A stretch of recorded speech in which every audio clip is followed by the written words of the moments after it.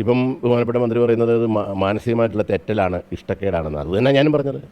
ആ സ്ഥാനത്ത് കയറിയിരുന്നുകൊണ്ട് ഇഷ്ടമില്ലാത്തവരെ ദ്രോഹിക്കുന്ന നടപടി ചെയ്യുന്ന ഒരാളെ അവിടെ ഇരുത്താൻ പാടില്ല. അത് തന്നെ ഞാനും പറഞ്ഞുള്ളൂ. അല്ലാതെ 19-ാം നൂറ്റാണ്ടിലെ ആറാട്ടുപുഴ വേലായുധ പണിക്കർ ഇദ്ദേഹത്തിൻ്റെ കുടുംബശത്രുവൊന്നും അല്ലല്ലോ. എന്നോടുള്ള വിദ്വേഷം അദ്ദേഹം തീർത്തതാണ്. അതുപോലെ തന്നെ കഴിഞ്ഞ ഫെസ്റ്റിവലിൽ ആരോ ചെറുപ്പക്കാരിന്ന് കൂവിയപ്പം രഞ്ജിത്ത് അവരെ നായ്ക്കളോടാണ് ഉപമിച്ചത് അല്ലേ.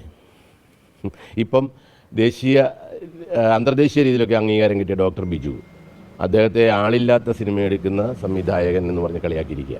എനിക്ക് ബഹുമാനപ്പെട്ട മന്ത്രിയോട് ചോദിക്കാനുള്ളത്, അങ്ങനെയാണെങ്കിൽ ഈ സൂപ്പർ ഹിറ്റ് ആയിട്ട് 100 ദിവസമൊന്നും ഓടാത്ത സിനിമ എടുത്ത ആൾക്കാരാണ് നമ്മുടെ അന്തരിച്ച അരവിന്ദേട്ടനും സംവിധായകൻ, അതുപോലെ തന്നെ അടൂർ ഗോപാലകൃഷ്ണൻ സാറും നമ്മുടെ ഷാജിയൻ കരുൺ.